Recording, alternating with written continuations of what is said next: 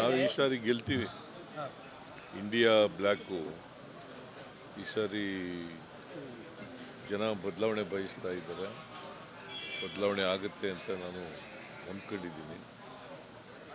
ಜನರು ಕೂಡ ರಾಹುಲ್ ಗಾಂಧಿಯವರು ಪಾದಯಾತ್ರೆ ಮಾಡಿದ್ರಲ್ಲ, ಒಳ್ಳೆ ರೆಸ್ಪಾನ್ಸ್ ಇತ್ತು, ಓವರ್ವೆಲ್ಮಿಂಗ್ ರೆಸ್ಪಾನ್ಸ್. ಅದರಿಂದ ಬಿಹಾರ್ನಲ್ಲಿ ಗೆಲ್ಬೋದು ಅಂತೇಳಿ ಈ ಸರ್ ಅಂದ್ಕೊಂಡಿದ್ದೀವಿ.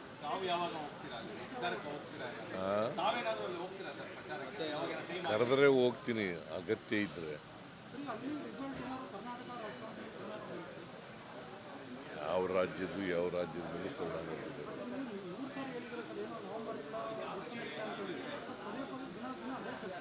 ಏನು ಅದೇ ನವೆಂಬರ್ ಕ್ರಾಂತಿ ಬಗ್ಗೆ ಪದೇ ಪದೇ ಚರ್ಚೆ ಆಗ್ತಾ ಇದೆ.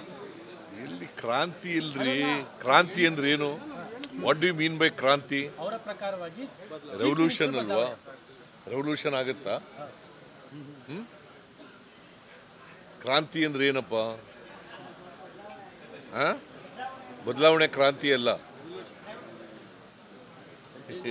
ನೋಡ್ರಿ. ಸುಮ್ಮನೆ ನೀವು ಕೇಳ್ತೀರಿ, ಅವ್ರಿಗೂ ಕೆಲಸ ಇಲ್ಲ. ಕ್ರಾಂತಿ ಆಗುತ್ತೆ, ಕ್ರಾಂತಿನೂ ಆಗಲ್ಲ, ಭ್ರಾಂತಿನೂ ಆಗಲ್ಲ. ಯಾರು? ನೀವು ನೆಗ್ಲೆಕ್ಟ್ ಮಾಡಬೇಕು ಅದನ್ನು. ನೀವು ಅವ್ರು ಯಾರು ಹೇಳಿದ್ರು ಕೂಡ ನೆಗ್ಲೆಕ್ಟ್ ಮಾಡಬೇಕು. ಶಾಲಾ ಆವರಣದ ವಿಚಾರ 2013ರಲ್ಲಿ ಜಗದೀಶ್ ಶೆಟ್ಟರ್ ಸಿಎಂ ಆಗಿದ್ದಾಗಲೇ ಸುತ್ತೋಲೆ ಹೊರಡಿಸಿರುವಂಥದ್ದು. ಹೌದು, ಅವರೇ ಅವ್ರ ಕಾಲದಲ್ಲೇ ಚೀಫ್ ಮಿನಿಸ್ಟರ್ ಇರುವಾಗ ಅವರೇ ಮಾಡಿದ್ದು. ಸಾರ್ವಜನಿಕ ಬರೀ RSS ಅಂತ ಅಲ್ಲ, ಎನಿ ಆರ್ಗನೈಜೇಷನ್ ಎಲ್ರಿಗೂ ಅಪ್ಲೈ ಆಗುತ್ತೆ. ಎನಿ ಆರ್ಗನೈಜೇಷನ್ ಸರ್ಕಾರಿ ಶಾಲೆಗಳಲ್ಲಿ, ಆಟದ ಮೈದಾನಗಳಲ್ಲಿ, ಪಾರ್ಕ್ಗಳಲ್ಲಿ, ಗೌರ್ಮೆಂಟ್ ಜಾಗಗಳಲ್ಲಿ, ಮತ್ತು ಏಡೆಡ್ ಸ್ಕೂಲ್ಗಳಲ್ಲಿ ಅಲ್ಲಿ ಕೂಡ ಮಾಡಬಾರ್ದು ಅಂತ ಮಾಡಿದ್ದೀವಿ. ಸರ್, ಈಗ ಇಂಪಲ್ಸ್ ಸುಧಾಮೂರ್ತಿ ಹೊರತು ನಾರಾಯಣಮೂರ್ತಿ ಅವರು ಕೂಡ ನಾವು ಈ ಸಮೀಕ್ಷೆಯಲ್ಲಿ ಭಾಗವಹಿಸೋದಿಲ್ಲ ಅನ್ನೋದನ್ನು ಹಿಂಬರ ಕೊಟ್ಟಿದ್ದಾರೆ. ಇದು ಇಂಪ್ಯಾಕ್ಟ್ ಆಗಲ್ಲ? ಅವ್ರಿಗೆ ಸೇರಿದ್ದು ನಾವು ಹಿಂದುಳಿದವ್ರಲ್ಲ, ಅವರಿಗೆ ಇದು ಹಿಂದುಳಿದವ್ರ ಸಮೀಕ್ಷೆ ಅಲ್ರಿ. ಬರೆದಿದ್ದಾರೆ ಸರ್. ಅವ್ರು ಏನಾರ ಬರಿಲ್ಲಪ್ಪ, ನಿನಗೆ ಅರ್ಥ ಆಗ್ಬೇಕಲ್ಲ. ನನಗೆ ಅರ್ಥ ಆಗಿದೆ. ಏನಂತ ಅರ್ಥ ಆಗಿದೆ? ಹಿಂದುಳಿದವ್ರಿಗೆಲ್ಲ ಓವರ್ ಆಲ್ ಎಲ್ಲ ಜನರ ಬಡತನ ಅವ್ರಿಗೆ ಅರ್ಥ ಆಗದಿವ್ರು ನಾವೇನು ಮಾಡೋಕ್ಕಾಗುತ್ತೆ? ಅಲ್ಲ, ಇನ್ಫೋಸಿಸ್ ಅವ್ರಿಗೆ ಅರ್ಥ ಆಗಿದೆ. ಯಾರು ಇನ್ಫೋಸಿಸ್ ಅಂತಂದ್ರೆ ಅವ್ರು ಬೃಹಸ್ಪತಿನ?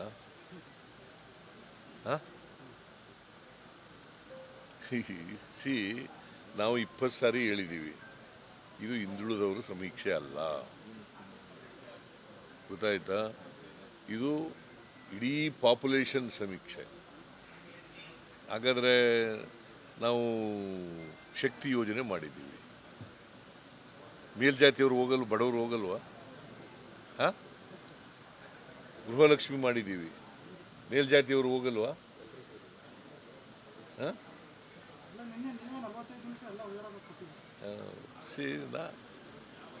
ಇದು ತಪ್ಪು ತಿಳ್ಕೊಂಡಿದ್ದಾರೆ, ತಪ್ಪು ಮಾಹಿತಿ ಹೋಗಿದೆ ಅಂತ ಅನಿಸುತ್ತೆ.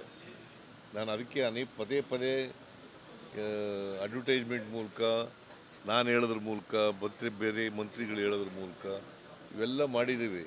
ಆದರೂ ಕೂಡ ನನಗೆ ಗೊತ್ತಿಲ್ಲ. ನಾರಾಯಣಮೂರ್ತಿ ಅಂತೇವರು, ಸುಧಾಮೂರ್ತಿ ಅಂತೇವರು ಇದು ಹಿಂದುಳಿದವರ ಸಮೀಕ್ಷೆ ಅಂತ ಭಾವನೆ ಇದ್ದರೆ ಅದು ತಪ್ಪು. ಈಗ ಕೇಂದ್ರ ಸರ್ಕಾರ ಜಾತಿ ಗಣತಿ ಮಾಡ್ತದೆ, ಆಗೇನು ಉತ್ತರ ಹೇಳ್ತಾರೆ? ಆಗೇನು ಹೇಳ್ತಾರಪ್ಪ? ಅಲ್ಲ, ಇದು ಜಾಣತನದ ಕೂಡ ಉದ್ದೇಶಪೂರ್ವಕವಾಗಿ ನೆಗ್ಲೆಕ್ಟ್ ಮಾಡ್ತಾರೆ. ಗೊತ್ತಿಲ್ಲ ನನಗೆ, ಅವ್ರಿಗೆ ತಪ್ಪು ಮಾಹಿತಿ ಇರ್ಬೋದು. ಇದು ಹಿಂದುಳಿದವರ, I am making it very very clear. ಇದು ಎಲ್ಲ ಜನರ, ಯಾವುದೇ ಜಾತಿಗೆ ಸೇರಿರಲಿ, ಯಾವುದೇ ಧರ್ಮಕ್ಕೆ ಸೇರಿರಲಿ, 7 ಕೋಟಿ ಜನಸಂಖ್ಯೆ ಇದೆ ಕರ್ನಾಟಕದಲ್ಲಿ. 7 ಕೋಟಿ ಜನರ ಸಾಮಾಜಿಕ, ಶೈಕ್ಷಣಿಕ, ಆರ್ಥಿಕ ಸಮೀಕ್ಷೆ.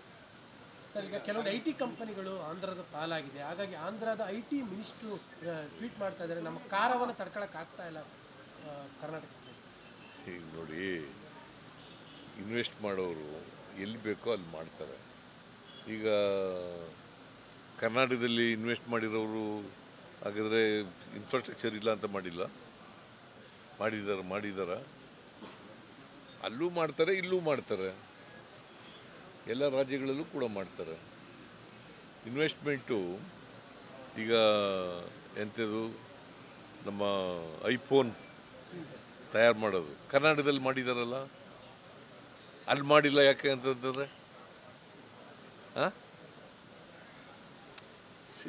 ಅವ್ರು ಎಲ್ಲಿ ಬೇಕೋ ಅಲ್ಲಿ ಮಾಡ್ತಾರೆ ಅವರು. ಟ್ವಿಟರ್ ಅಲ್ಲಿ ಕರ್ನಾಟಕವನ್ನು ಬಹಳ ಕೀಳಾಗಿ ಪ್ರತಿಬಿಂಬಿಸೋ ಕೆಲಸ ಮಾಡ್ತಾ ಇದ್ದಾರೆ. ನಿಮಗೆ ಸಾಮರ್ಥ್ಯನೇ ಇಲ್ಲ, ಕಾರಂಗುರಿ ಜಾಸ್ತಿ ಎಲ್ಲ ಮಾಧ್ಯಮದವ್ರ ಸೃಷ್ಟಿ ಅದು. ಅಲ್ಲ ಅವ್ರು ಟ್ವಿಟ್ ಮಾಡಿದ್ದಾರೆ. ಯಾವ ಟ್ವಿಟರ್ ಅವರು ಬೇಕು ಅಂತ ಮಾಡ್ತಾ ಇದ್ದಾರೆ, ಅದಕ್ಕೆ ನೀವು ಉಪ್ಪು ಖಾರ ಹಾಕ್ತಾ ಇದ್ದೀರಿ. ನಾವು ಉಪಕಾರ ನೀವು ಅಂದ್ರೆ ಮಾಧ್ಯಮದವರ ನೀನಂತಂದ್ರೆ ನೀನು ಯಾಕೆ ಕುಂಬಳಕಾಯಿನ ಕಳ್ಳ ಅಂದ್ರೆ ಎಲ್ಲಿ ಯಾಕೆ ಮುಟ್ಕತಿ ನೀನು? ನಾವೇ ಸರ್ ಹಂಗಾಗಿ ಏಯ್ ಕುಂಬಳಕಾಯಿನ ಕಳ್ಳ ಅಂದ್ರೆ ಮಾಧ್ಯಮದವರು ನಾವೇ ಉಪಕಾರ ಆಗ್ತಾ ಇಲ್ಲ. ಕೇಳಿಯಪ್ಪ, ಕರ್ನಾಟಕದಲ್ಲಿ ಭಾಳಷ್ಟು ಇನ್ವೆಸ್ಟ್ಮೆಂಟ್ ಬಂದಿದೆ. ಹಾಗಾದರೆ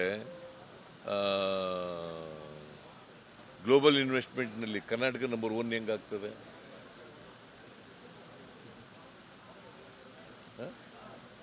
ಗ್ಲೋಬಲ್ ಇನ್ವೆಸ್ಟ್ಮೆಂಟ್ನಲ್ಲಿ Karnataka stands number 1 in the country, ಹೆಂಗಾಗ್ತದೆ? ಈಗ ಬೆಂಗಳೂರಿಗೆ ಗುತ್ತಿಗೆದಾರರ ಸಂಘದ ಅಧ್ಯಕ್ಷ ಮಂಜುನಾಥ್ ಮತ್ತೆ ಕಾಂಗ್ರೆಸ್ ಸರ್ಕಾರದಲ್ಲೂ ಕಮಿಷನ್ ತಗೊಳ್ಳುವಂತ ಕೆಲಸ ಆಗ್ತದೆ ಅಂತ ಆರೋಪ ಮಾಡಿದ್ದಾರೆ. ಗುತ್ತಿಗೆದಾರರ ಸಂಘದ ಅಧ್ಯಕ್ಷ ಹಂಗಂತ ಹೇಳಿ ಕೋರ್ಟ್ಗೆ ಹೋಗ್ಲಿ. ಸರ್ ಪದೇ ಪದೇ ಈ ರೀತಿ ಆರೋಪಗಳು ಮಾಡಿಸ್ತಾ ಇದ್ದಾರೆ. ಸರ್ ನಿನ್ನೆ ನಿಮ್ಮ ಮಗ ಹೇಳ್ತಾರೆ ನೀವೇ 5 ವರ್ಷ ಚೀಫ್ ಮಿನಿಸ್ಟರ್ ಅಂತ. ನಿಮ್ಮ ಮಗನೂ ಕೂಡ ನಿನ್ನೆ ಹೇಳಿದ್ದಾರೆ. ಯಾರು? ಅವನ್ನೇ ಕೇಳಿ, ಅವನ್ನೇ. ಅಲ್ಲಲ್ಲ ನೀವೇ ಹೇಳಿದಿರಂತೆ. ನಾನು ಅಲ್ಲ ನೀವೇ ಹೇಳಿದಿರಂತೆ ಅವ್ರಿಗೆ. ಅವನಿಗೆ ಸರ್ ಉದ್ಯೋಗ ಮೇಳ ಅಲ್ಲೇ ಬನ್ನಿ.